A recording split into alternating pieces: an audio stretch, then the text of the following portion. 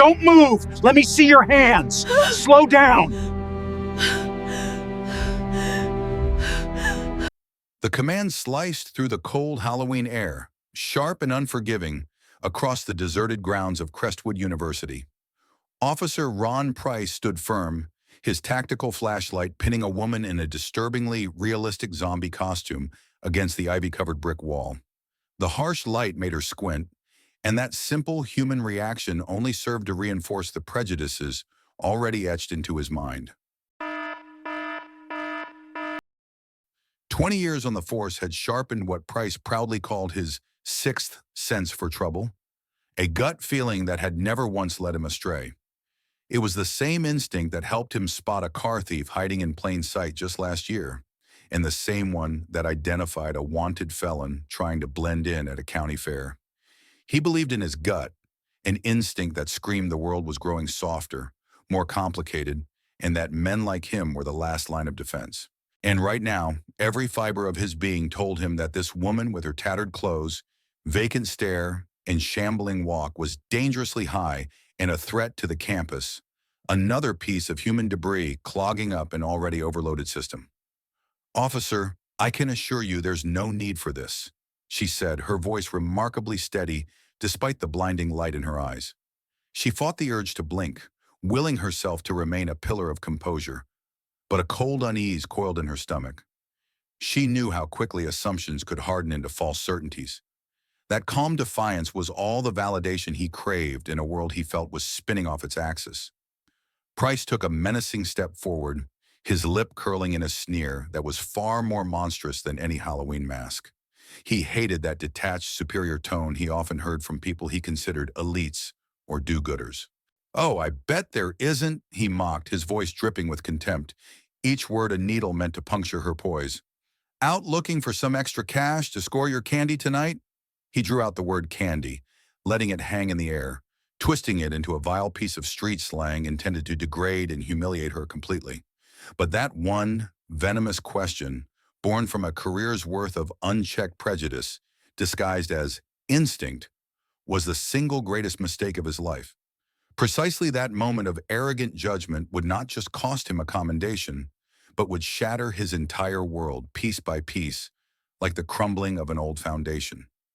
Because the woman he was humiliating wasn't an addict loitering on campus, not a piece of driftwood he could easily sweep away. She was Dr. Elara Vance, the esteemed head of the criminal law department at Crestwood University, a woman of formidable intellect and unbreakable will who had dedicated her life to defending the very rights he was currently stomping on. And in the cruelest twist of fate, she was also the professor for the mandatory civil rights seminar he needed to pass for his upcoming promotion. A seminar he had scoffed at, a name he had glanced over without a second thought. But now that name and that title were about to become his biggest nightmare. 2 hours earlier, the night had begun not with a confrontation, but with the familiar bitterness of burnt coffee. The corner diner was a relic from another time, a long, narrow box of chrome and faded red vinyl, where the fluorescent lights hummed a constant, weary tune. It smelled of bacon grease and old stories, a place Officer Ron Price came to fortify himself before a long shift. He sat at the counter, the worn vinyl of the stool creaking under his weight, and methodically stirred his black coffee in a chipped ceramic mug. Brenda, the waitress, a woman whose tired eyes had seen every kind of trouble Havenwood had to offer, slid his bill onto the counter with the practiced grace of someone who had done it 10,000 times before. "Big night, Ron?" she asked, her voice raspy from a lifetime of taking orders.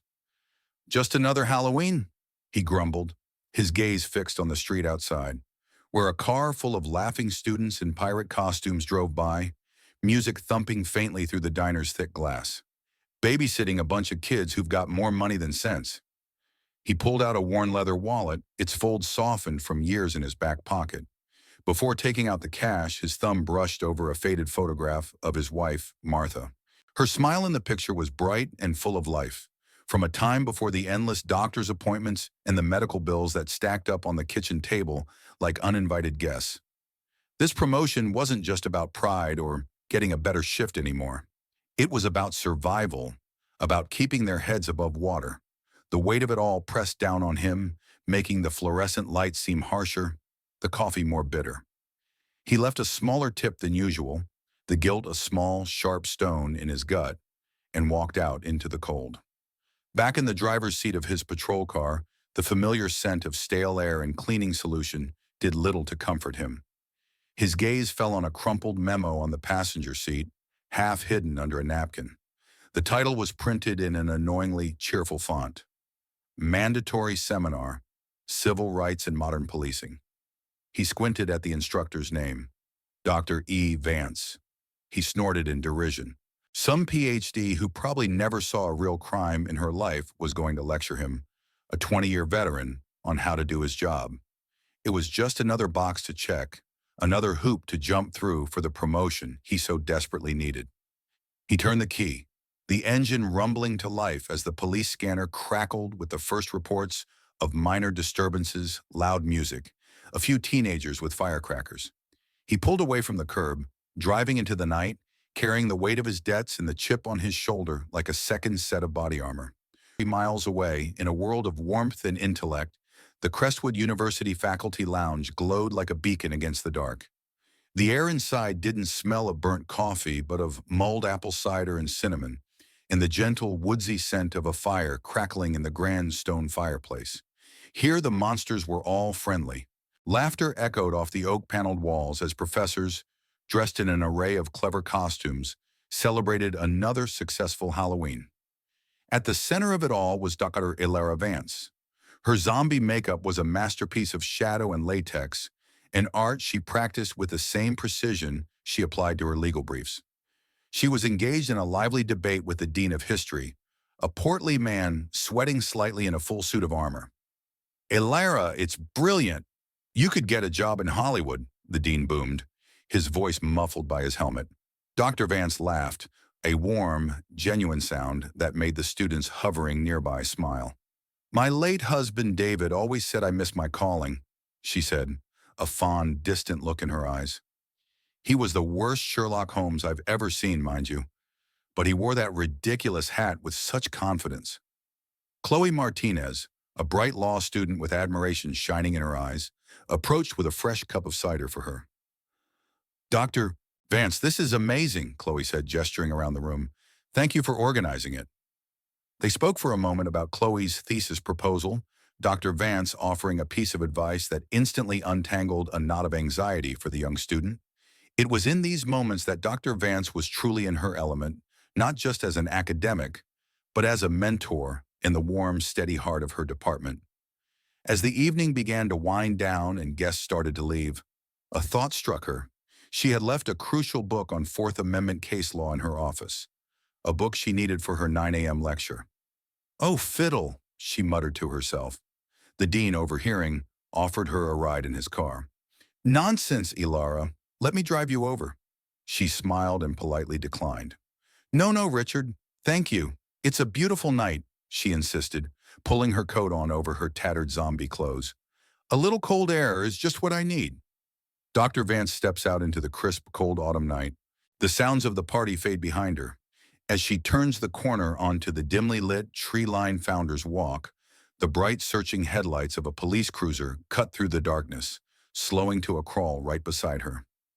From the sterile bubble of his patrol car, Officer Price saw not a person, but a perfect silhouette of everything he'd grown to resent. A suspicious figure, shambling in the dark, embodying the chaos he was paid to control. The figure's slow, uneven gait registered in his mind, not as a person tired after a party, but as the telltale sign of intoxication. He didn't wait for confirmation.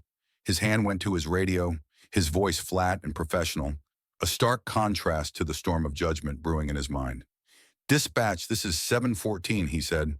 "I'm out on foot, Founder's Walk, with a possible 1096. Subject appears to be under the influence." A 1096, a mental subject. It was a catch-all code, a powerful tool that gave him maximum discretion, a way to justify a stop based on nothing more than a feeling. He clicked off the radio before they could respond. He didn't need a backup. He needed to restore order to this small corner of his world. He angled the cruiser so its headlights cut across the brick path, effectively trapping the figure in a harsh, artificial daylight. The engine cut out, and in the sudden silence, the sound of the car door closing was a heavy, final-sounding thud that echoed in the quiet quad. His posture was all authority, shoulders back, chin up, his hand resting casually but purposefully on his duty belt.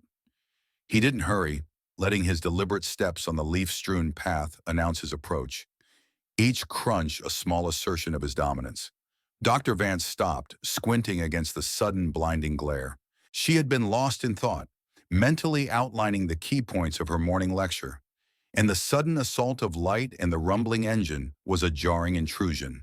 For a brief moment, she felt a flicker of relief, campus security, perhaps, making their rounds. But the man who emerged from the shadows was not one of the friendly campus guards she knew by name. He was a city police officer, and his entire demeanor, from his rigid posture to his purposeful stride, radiated an intimidating energy that immediately set her on edge. "Evening," Price said, his voice carrying an edge that was not a greeting but a challenge. "This area is closed to the public after dark." His eyes swept over her, taking in the ripped dress, the pale makeup, the dark, theatrical wounds. Every detail confirmed his initial assessment. "Good evening, officer," Dr. Vance replied, her voice remaining even and polite. A lifetime of navigating difficult situations, keeping it steady. She stayed put, maintaining a respectful distance, expecting her next words to resolve this quickly. "I'm not the public. I'm faculty here, on my way to my office in the humanities building." Her mind, a finely tuned legal instrument, was already noting the lack of probable cause, the immediately accusatory tone. It was a textbook example of a biased stop, the kind she had lectured on just last week. A short, disbelieving laugh escaped Officer Price's lips. It wasn't a sound of humor, but of pure derision, a bark that cut through the silence. He swept the powerful beam of his flashlight over Dr. Vance again, from her meticulously tattered dress to her expertly applied makeup, as if re-examining evidence that only confirmed his suspicions. "Faculty?" "Right," he said, the words dripping with a sarcasm so thick it felt like an insult. "I'm going to need to see some identification." The request was phrased as a command, leaving no room for discussion. Dr. Vance let out a slow, internal sigh, a quiet release of a frustration she had known many times before, though never quite like this. She had hoped for professionalism, for a simple misunderstanding quickly cleared up. But the officer's tone told her this was something else entirely. "Of course," she said, her voice a model of composure. "It's in my bag." She made a subtle, almost imperceptible motion towards the tote bag hanging from her shoulder. Then she paused, her legal training taking over. "May I ask why I'm being stopped, officer?"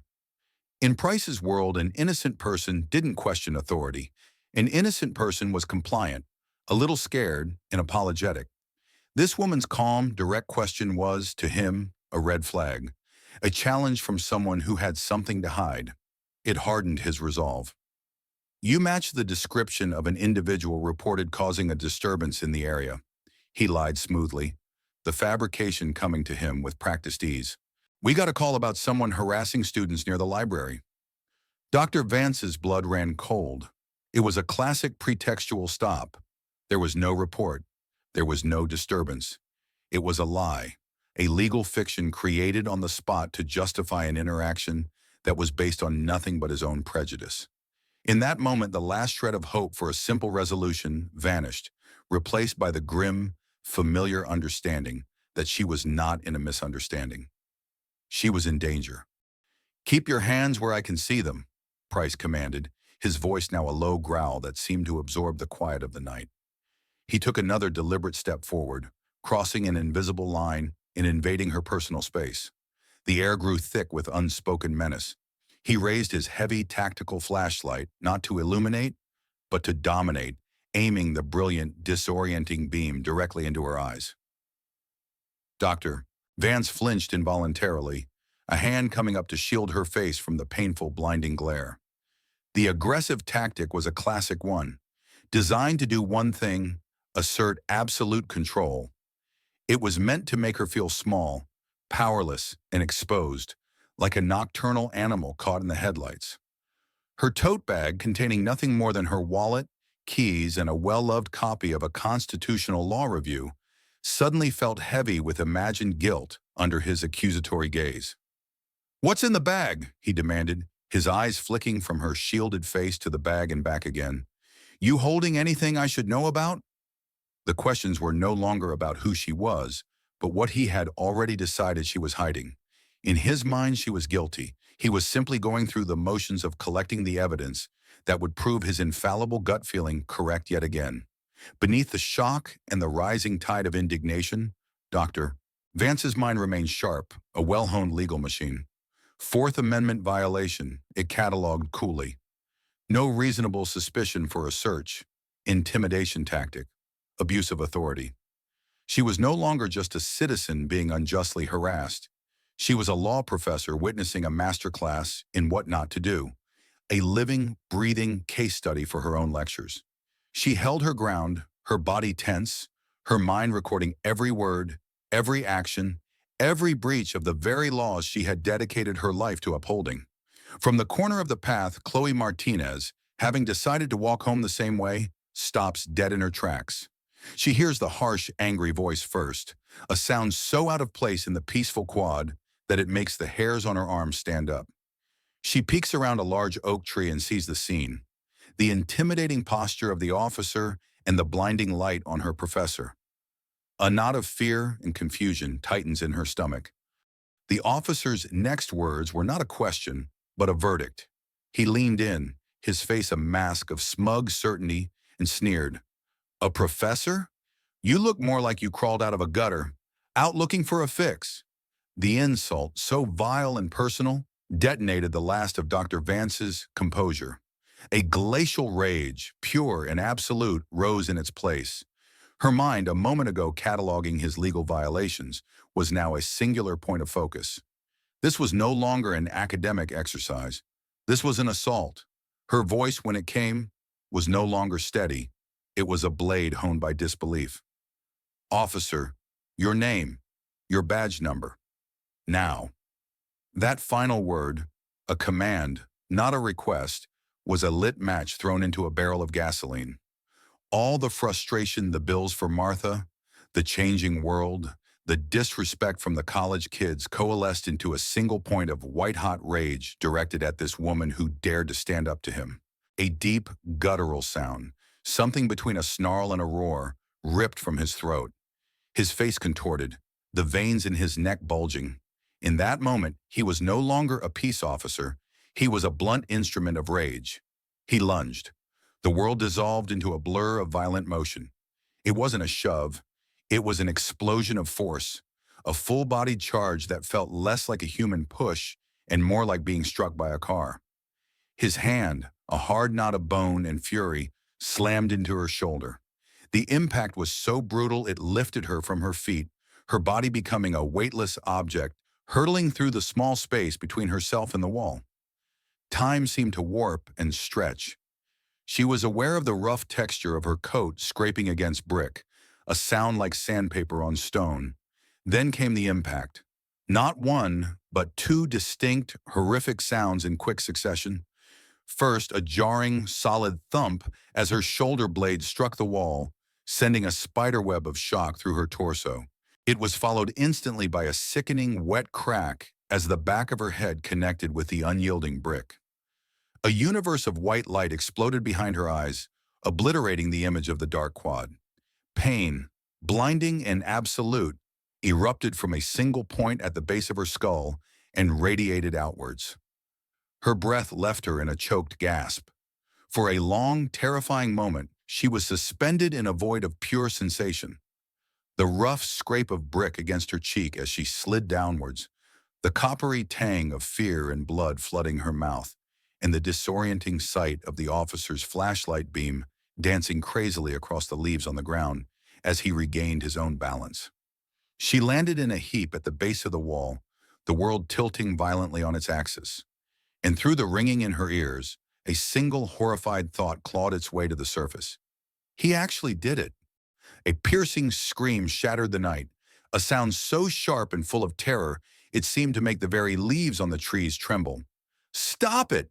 Leave her alone!"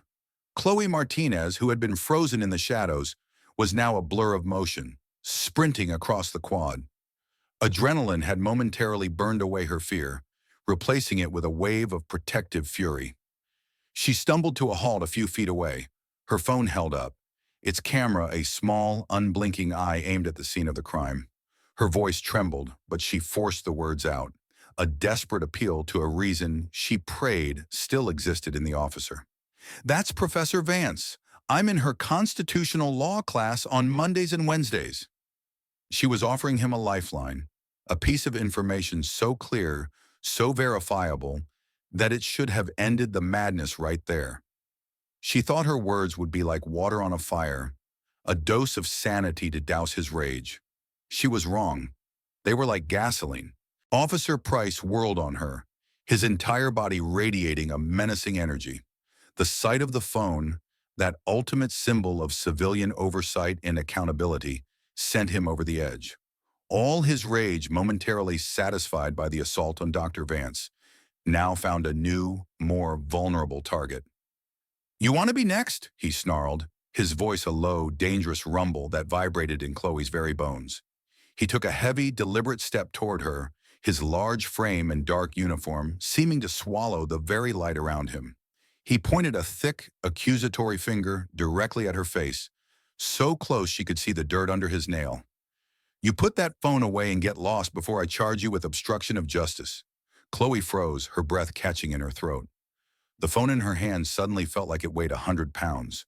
Her courage, so fierce just a moment ago, evaporated under the heat of his direct threat, replaced by a primal, paralyzing fear.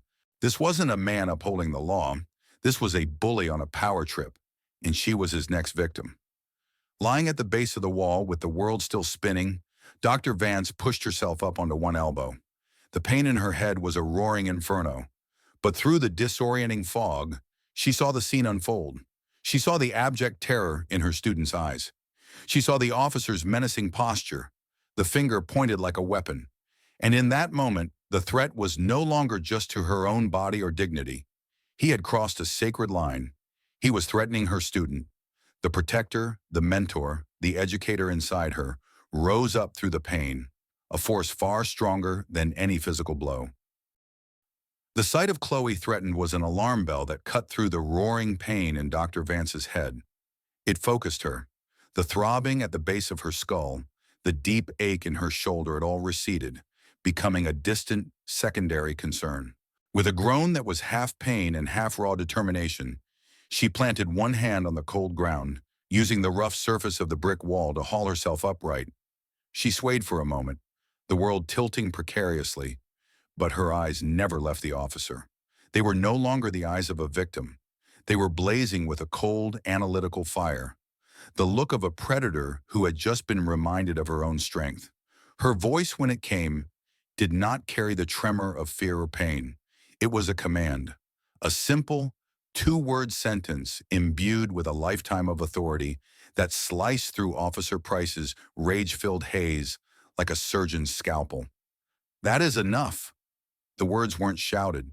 They didn't need to be. The sheer, unshakable power in her tone was enough to make Officer Price actually stop. He turned from Chloe, momentarily startled, his face a mask of confusion. This wasn't how it was supposed to go. Victims were supposed to cry, to beg, to cower. They weren't supposed to issue orders. Ignoring his stunned silence, Dr. Vance slowly, deliberately reached into her tote bag. Price instinctively tensed, his hand dropping to his side. "I told you to keep your hands where I can see them," he growled, his aggression returning, but now laced with a thread of uncertainty. Dr. Vance didn't even look at him. She pulled out her wallet, her movements calm and precise, a stark contrast to the violent chaos he had just unleashed. "I believe," she said, her voice as cold and hard as the brick wall behind her, "you'll want to see this, officer." Officer Price's smirk faltered as Dr. Vance pulled out her wallet, not with the frantic energy of a cornered suspect, but with the deliberate calm of a queen laying down a winning card. The air crackled with a sudden shift in power, a change so palpable that even Price's blustering confidence seemed to shrink in the cold night air. Her movements were slow, precise, and utterly devoid of fear. She wasn't fumbling for an excuse. She was preparing to present an irrefutable fact. Chloe watched from the sidelines, her breath held tight in her chest, sensing that the entire dynamic of the terrifying encounter was about to pivot on whatever was in that simple leather wallet. Price's hand, which had been hovering near his sidearm, now felt heavy and foolish. A flicker of uncertainty, an emotion he despised, began to worm its way through his rage. This wasn't the reaction of a junkie. This was something else. Dr. Vance did not hand the wallet to him. Instead, she deftly extracted a single plastic card. With a steady hand, she held it up, positioning it directly in the harsh white beam of his own flashlight. She used his weapon of intimidation as a spotlight for the truth. The university crest at the top of the card seemed to glow, an official seal of a world he had just tried to defile. Her photograph, a professional headshot, showed a smiling, confident woman who looked nothing like the monster he had painted in his mind. And beneath it, the text was printed in bold, unmistakable letters. He was forced to read it. His eyes scanned the first line. Dr. Alara Vance, J.D., Ph.D. He squinted, the name sounding vaguely, uncomfortably familiar. Then his eyes dropped to the second line, the one that defined her role in this world, and in his. Head of the Department, Criminal Law. The words, head of the department, criminal law, swam before Officer Price's eyes, refusing to make sense. They were a random collection of letters, a typo, a prank. His brain, which moments ago was a storm of righteous fury, was now a frantic, sputtering engine trying to process an impossible reality. But the name? Vance. It snagged on the edge of his memory like a thorn, a vague, nagging familiarity he couldn't immediately place. He had seen it somewhere recently. Where? His mind raced backward through the shift. The empty quad, the quiet streets, the diner. And then a sickening image surfaced, clear and damning, the crumpled memo on his passenger seat, the one he had dismissed with such contempt. Mandatory seminar. He could almost feel the cheap paper in his hand. Instructor, Dr. E. Vance. It hit him not like a thought, but like a physical blow, a punch to the gut that left him breathless. The seminar. The mandatory civil rights seminar he had to pass for the promotion. The promotion he needed for Martha's medical bills. The one taught by the head of the department. His blood ran cold, a glacial tide pulling all the heat and color from his face. The heavy tactical flashlight in his hand suddenly felt like it weighed a ton, its beam trembling slightly, casting dancing shadows that seemed to mock him. He slowly, mechanically raised his eyes from the plastic ID card to the woman standing before him. He no longer saw a zombie. He no longer saw a junkie or a troublemaker. He saw with horrifying, world-shattering clarity the architect of his future. The woman whose signature would either approve or deny the pay raise that was supposed to save his family. The woman he had just verbally abused. The woman he had just shoved violently against a brick wall. His mouth fell open, a silent, gaping O of pure horror. The confident, sneering officer was gone, replaced by a hollow shell of a man staring into the abyss of his own monumental, career-ending mistake. Dr. Vance slowly lowered the ID card, her movements deliberate and precise.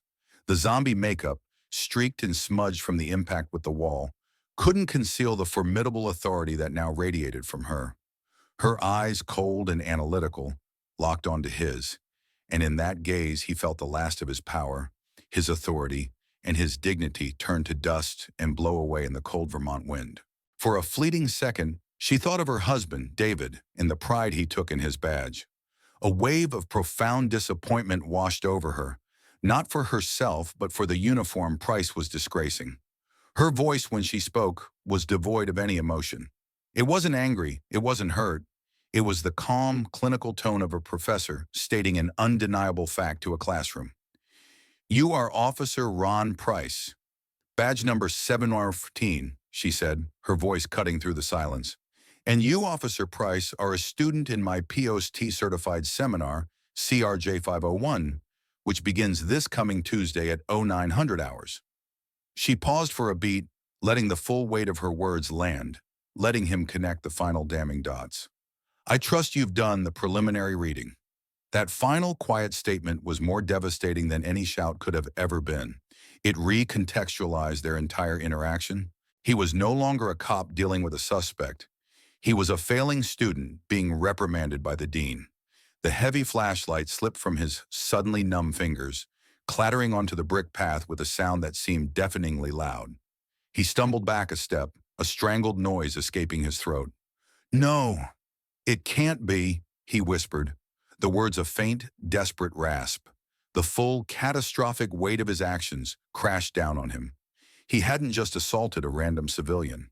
He hadn't just threatened a student. He had done it all to the one person on earth who held the key to his future, to Martha's medical bills, to the fragile hope he had clung to for months.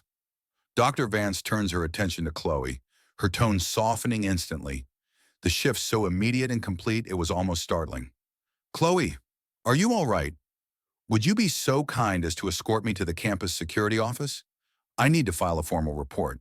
She turns her back on Price completely, a gesture of dismissal more profound than any insult, leaving him standing alone in the darkness with the ruins of his career.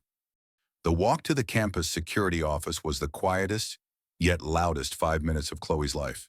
The silence was thick with the unspoken weight of what had just happened, while the crunch of leaves underfoot sounded like the shattering of Officer Price's world.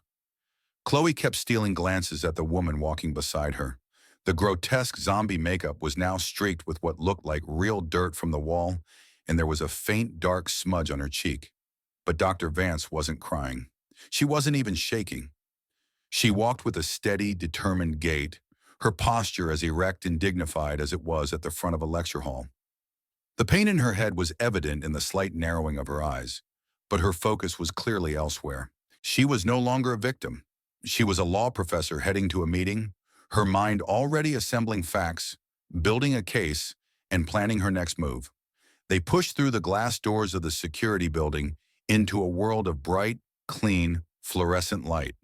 The contrast with the dark, shadow-filled quad was immediate and profound. Here the air was warm and smelled of sanitized surfaces. It was a place of order, of clear rules and procedures, Dr. Vance's world. The night shift officer, a kind-faced man in his late 50s named George, looked up from his desk, his expression shifting from mild curiosity to deep concern as he took in Dr. Vance's appearance. "Dr. Vance, my goodness, are you all right?"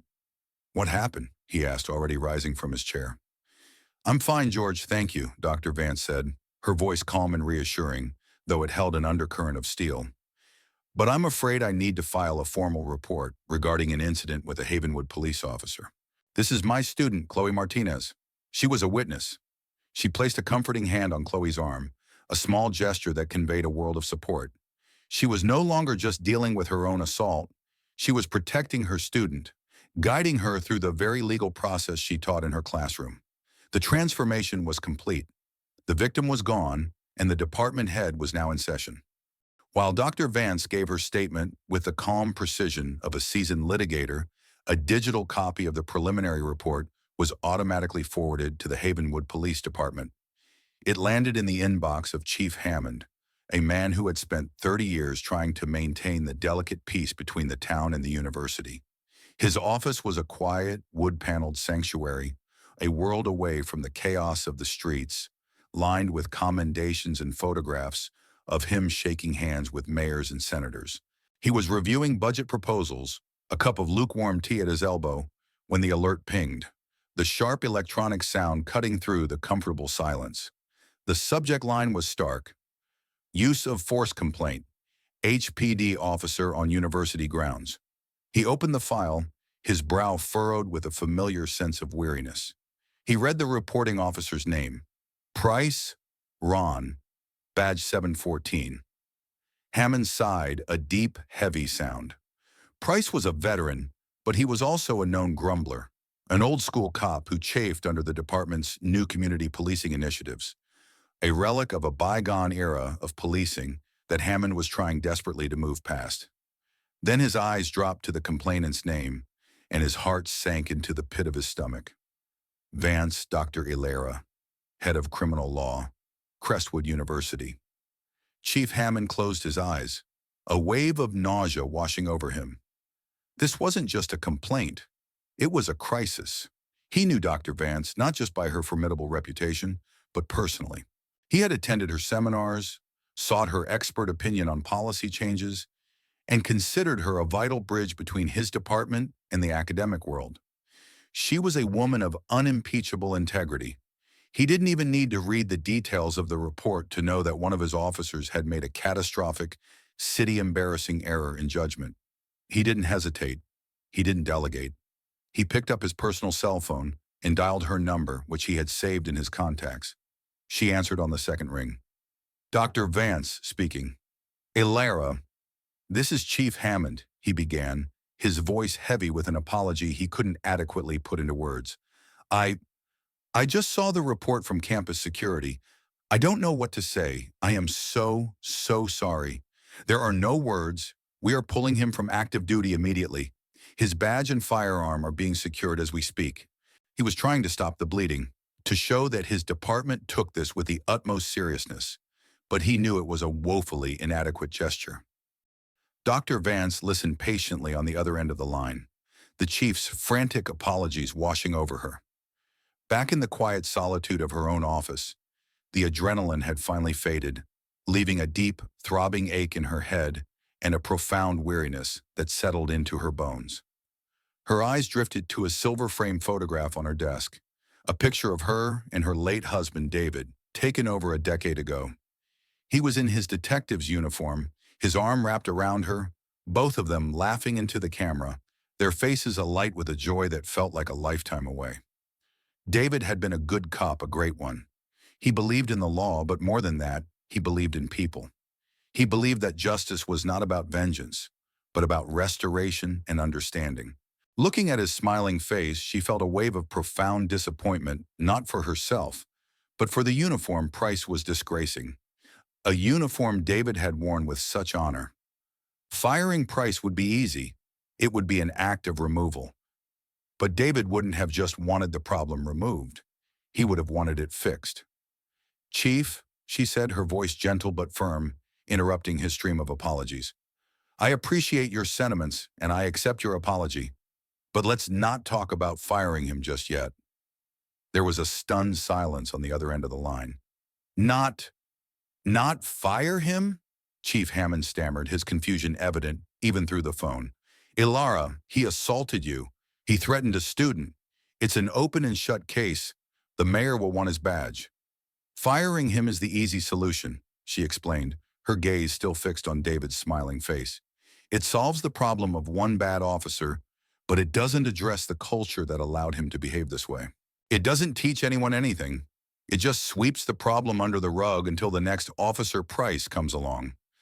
I have a more educational outcome in mind." "Educational?" the chief asked, his confusion palpable.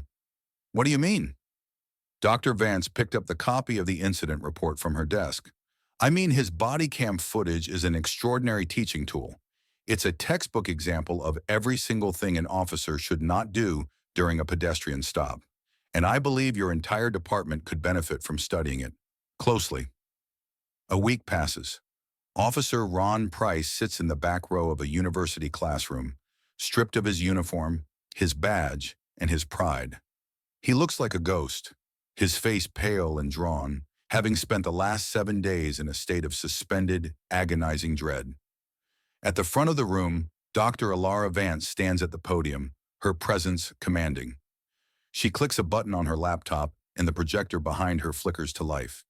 On the giant screen at the front of the lecture hall, Officer Ron Price's own face stared back at him, angry, sneering, and ignorant. The audio clicked on, a sharp, clean sound in the acoustically perfect room, and his own voice, dripping with contempt, filled the dead silent space. "Out looking for some extra cash to score your candy tonight?" The sound was shockingly clear, far more so than it had been in the open air of the quad. Amplified and stripped of context, the words hung in the air, a raw and ugly testament to his prejudice. A wave of uncomfortable shifting rippled through the 30 police officers seated in the tiered rows. They were all in civilian clothes, a mandatory requirement for this seminar, which made the scene on a screen a uniformed officer abusing his power feel even more alien and indefensible. Dr. Vance stood motionless at the podium, her expression unreadable. She didn't need to narrate. She let the raw, unedited footage speak for itself, a silent prosecutor in this makeshift courtroom. The officers watched their colleague, their brother in blue, unravel on screen. They saw him lie about a disturbance call. They saw him invade Dr. Vance's personal space. They flinched as one when the screen showed the violent, jarring shove and the sickening sound of her head hitting the wall. They saw his inexcusable rage directed at the young student, Chloe. The video was a slow-motion train wreck, and they were all forced to watch every horrifying second. There was no room for interpretation, no way to spin the facts. It was a perfect damning record of a good cop gone bad. For Price, sitting in the back row, it was a special kind of hell. He was forced to watch a public execution of his own character, to see the ugliest version of himself projected 10 feet high for all his peers to witness. Every arrogant sneer, every veiled threat was a nail being hammered into the coffin of his career, and he couldn't even close his eyes. It was part of his punishment, and he knew it. When the video finally ended, the screen did not return to a university logo or a blank desktop. It simply went black. The sudden absence of sound and image was more powerful than the content itself. A heavy, suffocating silence descended upon the lecture hall, a vacuum filled with the collective shame and discomfort of 30 seasoned officers. A man in the front row cleared his throat, and the sound was unnaturally loud, a small explosion in the stillness. No one dared to move or meet the gaze of the man in the back row. They stared at the floor, at the backs of their hands, at the blank screen anywhere but at each other. Into this silence, Dr. Vance moved. She walked with a quiet, deliberate grace from the side of the room to the central podium, the soft clicks of her sensible heels the only sound in the cavernous space. She placed her hands lightly on its edges, her posture poised and unflinching. She surveyed the room, her eyes passing over each face, not with condemnation, but with the neutral, assessing gaze of an educator. "Ladies and gentlemen," she began, her voice perfectly even, calm and devoid of any malice. It was the same voice she used to begin every lecture, and that very normalcy was what made it so jarring, so powerful. "Welcome to your final exam." A murmur of confusion rippled through the room. An exam? They had expected a lecture, a reprimand, perhaps even a tearful victim impact statement. They had braced themselves for a tongue lashing from the chief later. They had not expected this. A teaching assistant at the front of the room stood and began passing a single sheet of paper down each row. The rustle of paper was unnaturally loud in the tense silence. Officers took the sheet, their movements stiff, turning it over in their hands as if it might burn them. It was a simple, standard piece of paper, with text printed neatly in the center. The officers exchanged bewildered glances, their apprehension growing. This was not a punishment, they understood. It was something else entirely, and that uncertainty was more unnerving than any official reprimand could ever be. An officer in the third row, a man with graying temples, held the paper up to the dim light. The camera of the story moves over his shoulder, allowing the audience to read the text along with him. It wasn't a complex legal puzzle. It was a single, direct, and devastating question. Based on the video evidence provided, HWPD Body Cam 7/14/10/31/2023, please identify and list every violation of departmental procedure, state law, and the U.S. Constitution that you observed. Explain in each case what the proper procedure should have been. Your grade on this exam constitutes 50% of your course requirement. The question landed with the force of a physical blow. This wasn't a test of knowledge. It was a test of conscience. Every officer in the room was being forced to become a judge, to use their own professional expertise to dissect the failure of one of their own. The camera focuses on Ron Price in the last row. He stares down at the words on the page, and for a long moment, he doesn't move. The question is a mirror, and in it, he sees the reflection of his own failure in stark, legal terms. A single, hot tear escapes his eye and traces a slow, silent path down his cheek. It isn't a tear of self-pity, but of profound, gut-wrenching shame. He picks up the pen provided, its plastic body feeling impossibly heavy in his trembling hand. He is not just completing an exam, he is writing a confession. He is being forced to deconstruct his own disgrace, to use the language of the law he swore to uphold, to methodically condemn his own actions. This is his penance. This is his reckoning. The final shot is not of Price, but of Dr. Vance. She looks out over the classroom of bowed heads, the only sound the scratching of 30 pens on paper. Her expression is not one of triumph or anger, but of weary, determined hope.